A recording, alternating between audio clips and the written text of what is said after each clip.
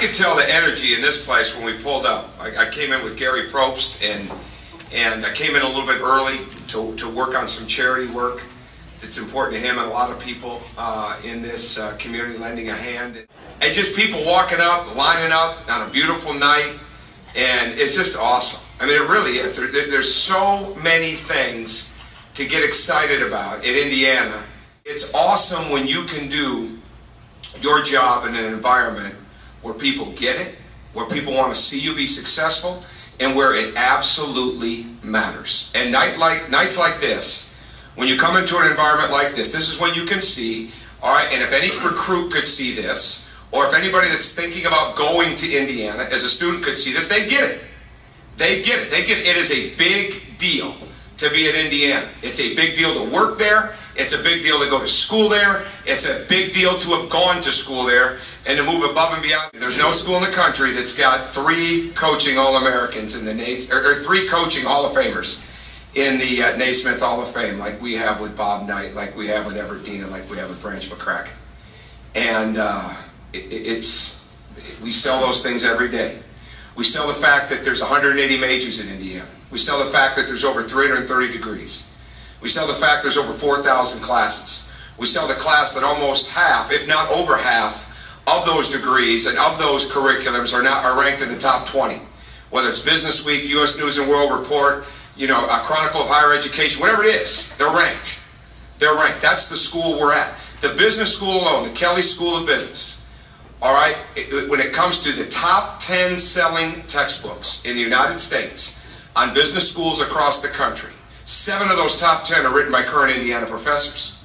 Okay, it's a big deal. I mean, those are the things that we get jacked up about it. We try to make sure that our recruits do, and I'd say they're listening. I'd say that our recruits are listening to some of those things. The world-class education that they're going to get, the great community and city that they're going to be involved in. All right, but when they come and they play in Indiana, or when they come and they watch Indiana play, and when they see the passion and the support of this fan base there, I mean, it's like, it's unreal. It's unbelievable. The whole theory at the beginning, and I know Kevin's got this, I know Kurt is developing this, and there is no question that Todd and his father before him built it so many times this way. You start with an inside-out theory. You start, with the belief that we're going to start at home, and we're going to go from there. We're going to build it from there.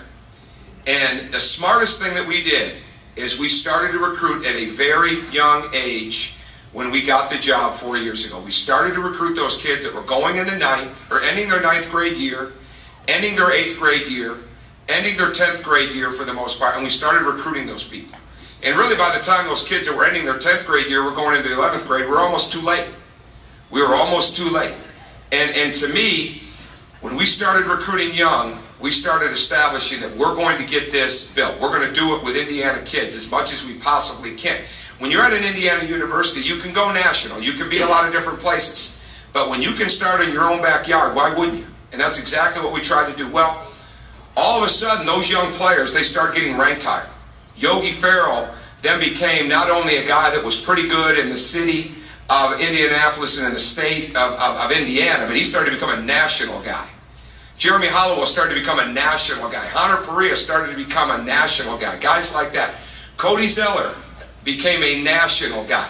When they came to the games, they had no reason to believe that there was any place else that could have more passion, more enthusiasm, more energy with a team that wasn't getting it done yet on the court. But every fan, every person in that building believed in that program, believed in what that tradition was all about. It was there to help make sure that it got going. Thank you very much for all of that.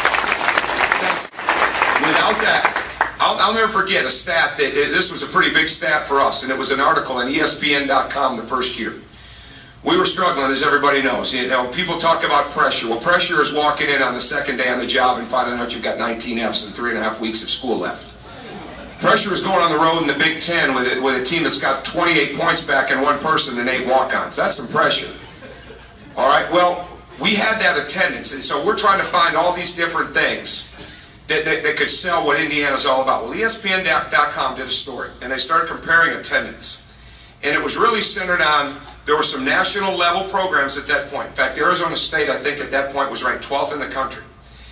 And I could be off on the math a little bit, but they were around 54, 56% capacity at Arizona State for the games. And they were 12th in the nation. But yet here we were, and we'd lost half of our student body because Indiana had always dominated, I mean absolutely dominated, the student ticket market in the country for amount of fans.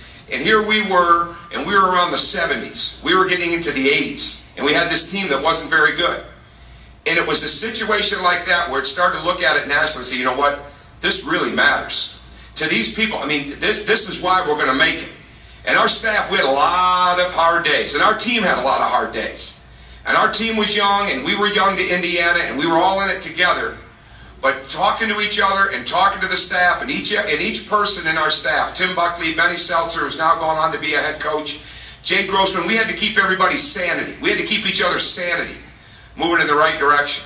And every time we could look at that crowd, every time we could look at that support, every time we could see former players come back in that building, all right, every time we could see a former player call and ask, what time are you practicing? We just want to come up and support the team. Calbert Cheney came back 6 times on his own dime. Now, he made about 35, 40 million. He's got a lot of dimes, okay? But believe me, they don't make a lot of money just so they can spend it, all right? They make a lot of money so they can save it. He came back 6 times on his own dime that year. 6 times. You're looking at this and we're going to make it. We're going to get this thing turned.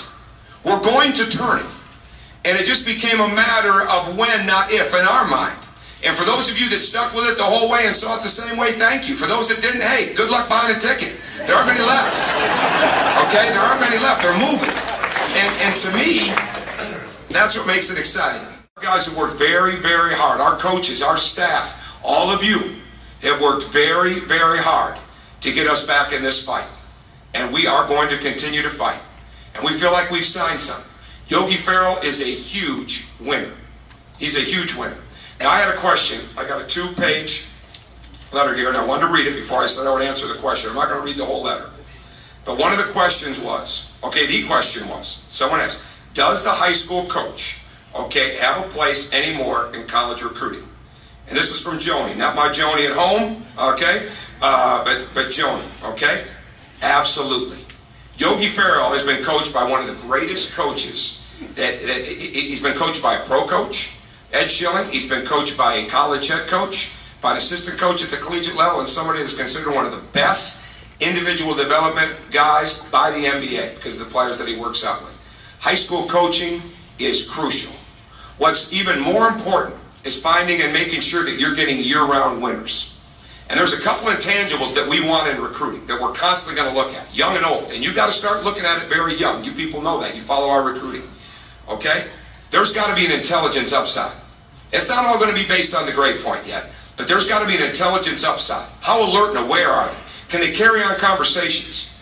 Okay? What's their eye contact like? Can they communicate? Is there an intelligence that's going to continue to rise? Is there a talent level athletically? Okay? Is there an athleticism to them?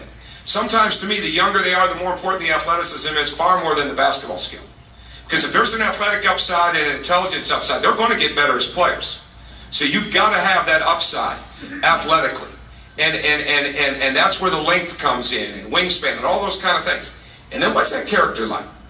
If you've got to start deciphering at a young age, well, you know what, he'll grow up, she'll grow up, you know, they'll get better, and it's a tough environment. Forget that. We're moving on. We want to be with people that have some character and toughness. Now, they don't.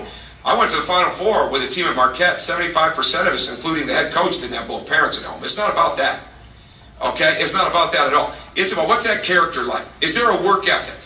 Do they love it? Okay? Are they building a passion? How do they treat people? How do they treat their coaches? How do they treat that janitor when they think you're not looking? How do they treat those assistant coaches? How were they with that 9th, 10th, 11th, 12th man sitting at the end of the bench? That's where character comes out. It really comes out. When you put it all together, okay, and you're looking for that, what's that thread? What's that thing that separates them? Year-round winning. Do they win year-round? So the high school coach, the summer coach, they are incredibly important. Because if they're not developing, if they're not demanding, there's too many people in this world that think demanding is a weakness. Being demanding is, it's not for me, it's for somebody else. I don't want to look bad. No, demanding is a strength. And when we start evaluating players, we want to evaluate what those demands are like from their family and from their coaches. So high school coaching is incredibly important. We are blessed with that in this state. Kevin is finding that out. Todd already knew it, and I got a pretty good idea based on Kurt's recruiting that he knows, as do our other sports. We are blessed with great coaching in this state. This area takes a backseat to no one in coaching. And I've had a chance to watch some of the football coaches. It's tremendous. So when you're getting that year-round coaching, and there's also some excellent summer programs. When we can find year-round winners, we've got to get that person. And that's what we're bringing in. Not everyone's there yet, but that's what we're getting.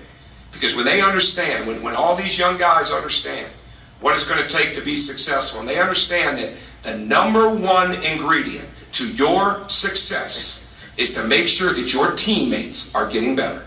When they understand that, when they understand that it's never just about you, that it's about this program, that it's about this team, we've got a chance. And you know what the greatest example is for us? It's looking out into the stands. It's looking out into the crowds. It's going to Portland. It's going to Atlanta.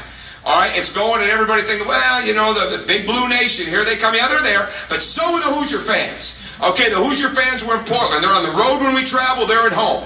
And we've got to continue to dominate this state in so many areas. In the third largest alumni base in the country, which Indiana is, cannot take a backseat to anyone when it comes to crowd support, fan support, energy, enthusiasm, and helping build every one of these 24 sports into being what it can be. We are living proof of what happens when the fan base stays behind the program, and we're just getting started. Thanks for being here.